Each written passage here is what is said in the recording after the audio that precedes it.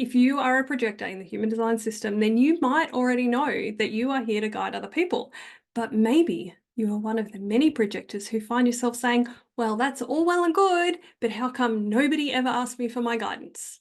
If that sounds like you, then this video, my dear, is for you. Over the next 10 minutes or so, I'm going to share the 3 main reasons that this is happening, that you're not being asked for your guidance. And then, more importantly, I'm going to share 3 tips that you can use to start to shift your reality from this bitter experience of not being asked for your guidance through to feeling what it feels like to successfully guide other people.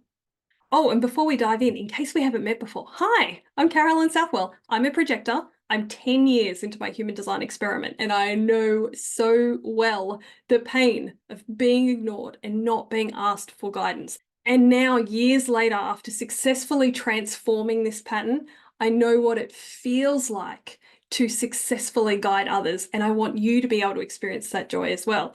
So let's see if we can shift you a little bit closer to that reality, hey? The 3 main reasons that nobody's asking you for your guidance has nothing to do with being not good enough or unworthy or generally unlovable or some such business. And while I know it feels shitty to be looked past and ignored again and again and again, at a core level, there's actually nothing wrong with you. But the number one reason that you aren't being asked for your guidance is because you don't believe that you are wonderful. You don't believe that there's nothing wrong with you and that you are awesome. If you did, you would be emanating that vibe and people would feel it. See, and when we as projectors genuinely believe that we are wonderful, awesome, good enough, then we become magnetic and people naturally want to hang out with us and they naturally want us to guide them. That's how we're built. Now, I know that if you feel bad about yourself, me highlighting that that is part of the problem probably makes you feel worse. Sorry about that, but somebody's got to be the messenger, right? Now, in the second half of this video, I'm going to go into solutions. But before we go into solutions, we really need to understand what is actually causing the problem in the first place, right? So now you know. You're not being asked for your guidance because you hold these beliefs within you that are causing the issue. So beliefs like, I'm not good enough, I'm not worthy, I'm not important. You are not the problem. Those stories that you hold inside of you, they're the problem. The second reason has to do with other people. Now, I know if I was a fly on the wall in your life, I would see you at dinner parties and birthday parties and social gatherings surrounded by people and you sitting there wondering why nobody is talking to you. If I cut to another scene in the movie of your life, I'll see the surprise on your face when somebody walks up and like starts a conversation with you. And then I'll watch your face drop as you realize they just like the sound of their own voice. They just want to talk at me. And now instead of feeling lonely, you feel annoyed and you wish they'd leave you alone. And in my mind, I cut to another scene in the movie of your life and I see you in this circle of people and you're trying to break into the conversation. You go, I know, I'm going to ask a question. You ask a question of another person and they look at you surprised, like somehow you were invisible or something. But they answer your question and then to your dismay, they immediately turn their attention back to the group and they carry on this conversation. And I can see you looking at this group of people going, 1, I don't like what they're talking about. It's boring. And 2, how come they all just kind of get how to interact? Like, how come I'm so invisible? And I know there are many more scenes in your life, sometimes in groups, sometimes with just one other person, where you're feeling ignored and like bitter because nobody's asking for your guidance. Heck, sometimes they don't even ask how you're doing. And you know how I can imagine all these scenes? Because I have lived through every single one of them and more. And for the longest time, I thought there was something wrong with me. Over time and through human design, what I learned is there is nothing wrong with me. And if these scenarios sound familiar to you, there's nothing wrong with you either. You're simply surrounded by the wrong people for you. So the second reason you're not being asked for your guidance as this wise projector you were born to be is because you're spending your precious time with people who don't value and recognize you. If you don't already know what it means to be recognized as a projector in human design, that's okay. But just press pause on this video and tell me in the comments so I know if I should make another video to explain that concept specifically, yeah? The third reason nobody's asking you for your guidance is very much connected to reason number 2. Maybe you've already guessed. So I said reason number 2 is that you were surrounded by the wrong people for you. So my question is, how did you get into those circumstances in the first place? Did you guess?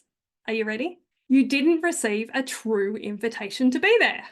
Okay, before you object and tell me that you got an actual birthday invitation in your actual real life mailbox from your actual real life neighbor, what I want to know is, did they invite everybody on the street?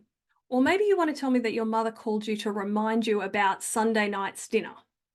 But is that the Sunday night dinner that happens every Sunday night, where everyone from the family comes around for this family tradition? Or perhaps you got a Facebook event invite. You know, you got, oh, here are your invitations on Facebook. And you've got an invitation to the end of your party for your mother's group or your political group or your running group or some kind of group. But here's what I want to know. Did they invite everyone in the group? Are they just being inclusive? These are just some examples of invitations that projectors can receive all the time. They look like invites and sound like invites, but they're not really true invitations. So let's take a moment to talk about what a true invitation really is. Actually, this distinction is so important. I'll probably do another whole video on this at some point, but here's the short version. A true invitation is when somebody handpicks you. They want you to come to tea. They want you specifically to come to their party. Lots of other people maybe, but they ask you specifically. And when they ask you to come to the event or the get together or the shindig or the thing or the wedding or the whatever, when they ask you, you feel wanted, you feel special, you feel precious, you feel like, oh, they really want me there. That is a true invitation. And waiting for true invitations will help you be in the right place at the right time with the right people far more often. Of course, you do need to pair your strategy of waiting for the invitation with your individual inner authority, which is different for different projectors. And make sure that you're saying yes to your yeses and no to your nos, because strategy and inner authority always go together. And that brings us to the solutions phase of this video. So in this next section, I'm going to talk about the 3 tips to help you shift your life from where you're currently at of being ignored and not being asked for your guidance to getting to know how awesome it feels to be able to actually guide and successfully guide other people like you were born to do. Oh, hey, if you're finding this video helpful so far, can you give it a thumbs up? That'll tell YouTube, hey, I'm finding this really helpful and I want you to suggest it to more people who are looking for this info. Thank you. So we're going to do these 3 tips in reverse order and just work backwards through what we just talked about. So that means tip number 1 is waiting for true invitations and only saying yes to the ones that feel good and correct and right for you.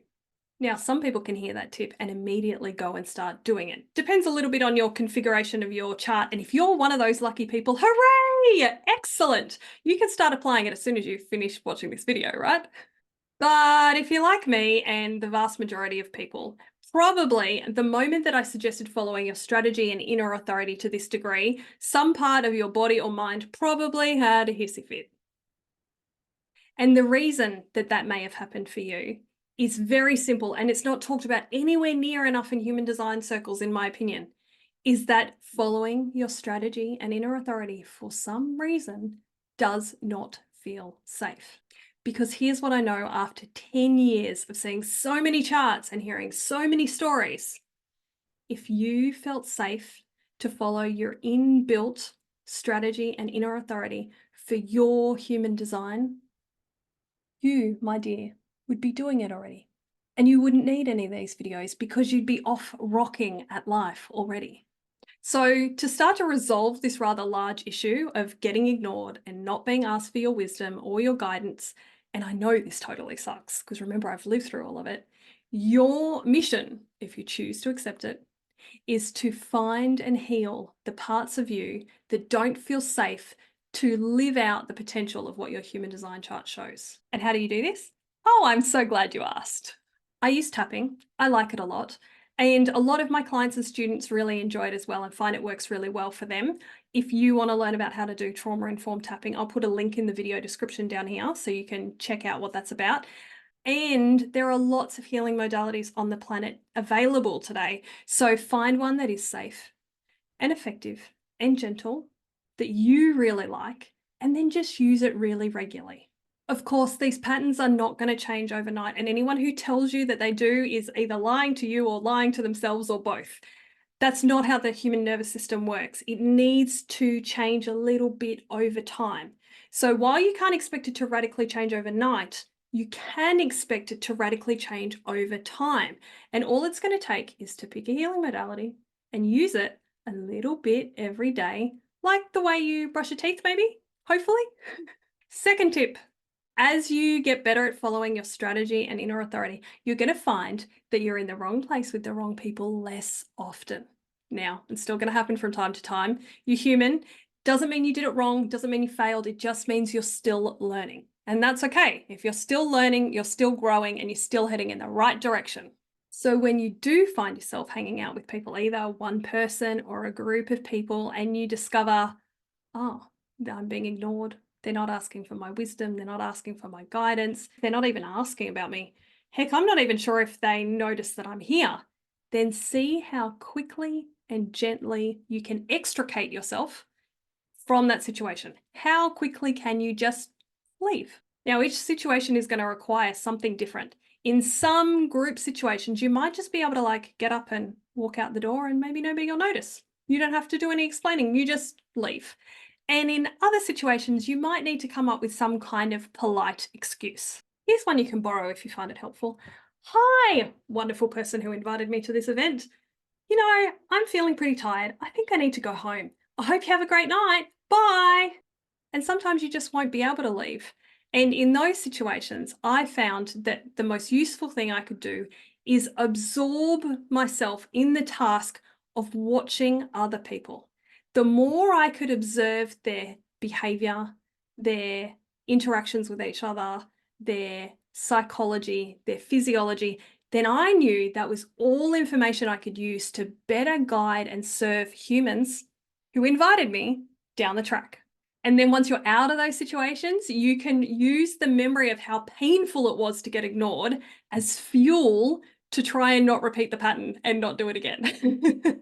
The third and the most important tip is to find and release the beliefs that are taking up space and causing mischief. You know the ones, they're not good enough, not worthy, not important, nobody loves me, any or all of those. They've got to go. Because if you're going to discover your potential as a wise, powerful projector guide, then as trite as it might sound, it is essential that you learn how to truly love and appreciate yourself. And the way you do that is by unhooking all the lies that are in the way of the truth. And that truth is this: you are important. You are lovable. And you are a wise and capable human being who has so much to offer the world. And the way you embody these beliefs is not by repeating affirmations or installing new beliefs like I was taught in an NLP course more than 10 years ago. And it's not even by listening to Carolyn say kind things to you on a video on repeat. Although it would be nice if that worked, wouldn't it? But trust me, I've tried all the things. Most of them make minimal difference for most people. What works pretty well for pretty much everyone on the planet with a human nervous system is finding and unhooking the crap that's in the way of you living and really truly realizing the truth, which is that you were born worthy. You have been worthy every minute since you were born. That's the truth. And if that sentiment feels a million miles away from where you are, and like Carolyn from 10 years ago is nodding her head going, what are you even talking about?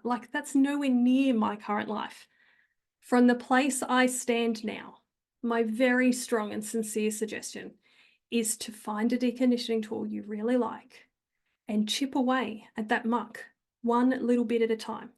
One session at a time, one day at a time, 1 week at a time, one chunk at a time.